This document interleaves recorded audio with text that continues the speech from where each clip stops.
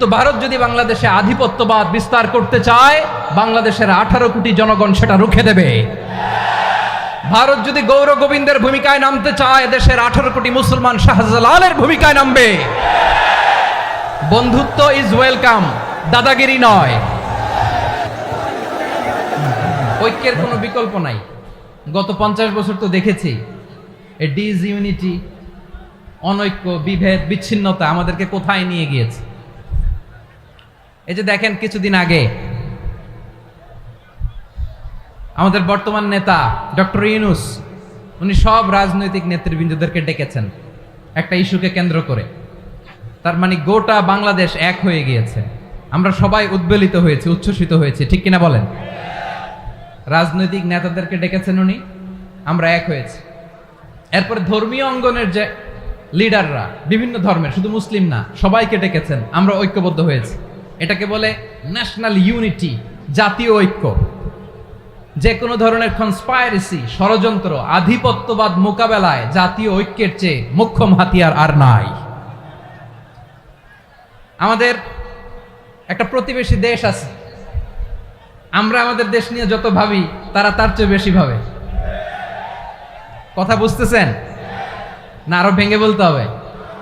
হ্যাঁ, আমরা আমাদের দেশ নিয়ে যত উদ্বিগ্ন, এদের আরো টেনশন বেশি। বলেন, আমাদের দেশে শান্তি আছে না নাই? আমরা হিন্দু মুসলিমে কখনো দাঙ্গা লাগে? আসতে বলেন, কেন লাগে? ওদের পূজা পর্বণে আমাদের মাদ্রাসার ছেলেরা যে পাহারা দেয়, চিল্লায় বলেন ঠিক কিনা? আমাদের তাফসির মাহফিলের সময় ওরা ডিস্টার্ব করে, ঢোল বাজায় না।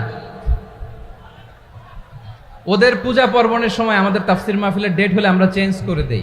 সুবহানাল্লাহ, কি সাম্প্রদায়িক সম্প্রীতির রোল মডেল। আর ওই বাংলাদেশের ব্যাপারে তারা অনেক ডিসইনফরমেশন ছড়াচ্ছিল। ভারতের অনেকগুলো গণমাধ্যম, আমি জেনারেলাইজ করব না, আমাদের প্রতিবেশী দেশের সব গণমাধ্যমকে আমি দোষ দিতে চাই না। অনেকগুলো গণমাধ্যম তারা ডিসইনফরমেশন শেয়ার করেছে। ডিসইনফরমেশন আর মিস ইনফরমেশনের পার্থক্য আছে। মিস ইনফরমেশন না জেনে ভুল বুঝে একটা মিথ্যা বা ভুল তথ্য ছড়িয়ে দেয়া, এটার ক্ষমা আছে, এটার কি আছে। আর ডিসইনফরমেশন মানে ইচ্ছা করে, প্ল্যান করে, ম্যাপ করে, ছক এঁকে মিথ্যা, গুজব, রটনা সোশ্যাল মিডিয়ায় ছড়ানো, এটার ক্ষমা আছে? আওয়াজ করে বলেন, ক্ষমা আছে? ভারতের কিছু গণমাধ্যম তাই করেছে। আমরা ব্যথিত হয়েছি, আমাদের হৃদয়ে রক্তক্ষরণ হয়েছে। আমাদের প্রতিবেশী দেশকে বলতে চাই, আমাদের দেশ নিয়ে আপনাদের ভাবার দরকার নাই। নিজের চরকায় তেল দেন, নিজের দেশ নিয়ে ভাবেন। গত মাসের ভয়েস অফ আমেরিকার রিপোর্ট, বাংলাদেশে সংখ্যালঘু জনগোষ্ঠী আগের চেয়ে বেশি নিরাপত্তা পাচ্ছে। Report voice of America, Muslim report নাকি? মুসলিম জরিপ, ভয়েস অফ আমেরিকা। কথা বুঝে নাই বোধহয়। ভয়েস অফ আমেরিকা কি আমাদের রিপোর্ট? না, ভয়েস অফ আমেরিকার জরিপ, বাংলাদেশের সংখ্যালঘু জনগোষ্ঠী আগের চেয়ে ভালো নিরাপত্তা পাচ্ছে। শুধু এখানেই শেষ না, মাইক্রোসফটের একটা জরিপ শোনায় আপনাদেরকে। তারা সারা পৃথিবীতে গুজব, ভুয়া আর মিথ্যা নিউজ ছড়ানোতে কোন দেশ সেরা একটা রিপোর্ট করেছে। এর মধ্যে 1 নম্বরে এসেছে ভারতের নাম। মাইক্রোসফট তো মুসলমানরা চালায় না? কথা বোঝে নাই বোধহয়। প্রতিবেশী দেশকে বলবো, আপনারা নিজের চরকায় তেল দেন, আপনারাও শান্তিতে থাকেন, আমাদেরকেও শান্তিতে থাকতে দেন।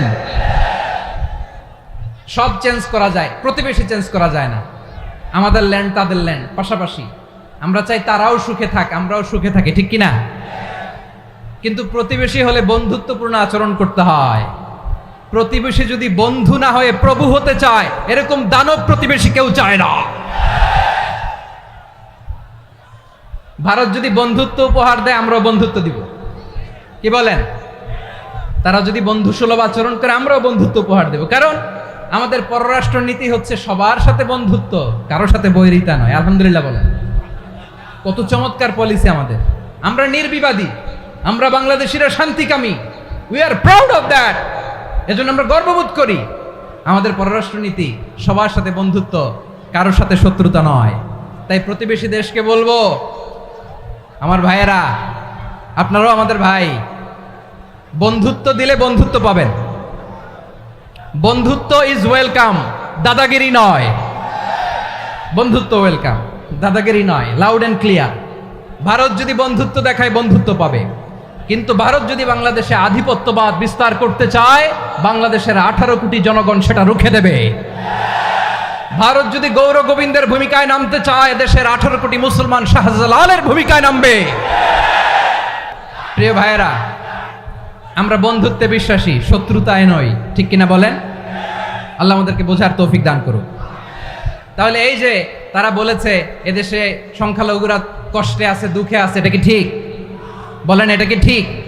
না, তারা ডিস ইনফরমেশন শেয়ার করেছে, এটা ঠিক নয়। আমার প্রতিবেশী বন্ধু রাষ্ট্রকে বলবো, আপনারা এটা করবেন না, এটা করবেন না। আমরা শান্তিতে আছি, আপনারাও শান্তিতে থাকেন, আমাদেরকেও শান্তিতে থাকতে দেন। এই যে চিটাগাংয়ের অ্যাডভোকেট আলিফ হত্যাকাণ্ডে গোটা বাংলাদেশ আমরা ধৈর্যের পরাকাষ্ঠা দেখিয়েছে, চিল্লায় বলেন ঠিক কিনা? আমাদের নেতা আমাদেরকে ডেকেছে, আমরা শান্ত থেকেছি। আমরা শান্ত থাকতে চাই, আমরা ঐক্যবদ্ধ থাকতে চাই। যে কোনো ষড়যন্ত্র রুখে দেওয়ার জন্য ঐক্যবদ্ধ প্রচেষ্টার কোনো বিকল্প নাই। এবার আওয়াজ করে পেকুয়ার ভাইয়েরা বলেন, আমরা ঐক্যবদ্ধ জীবনযাপন করতে চাই কি চাই না? আল্লাহ তাআলা সে নির্দেশনাই দিচ্ছেন।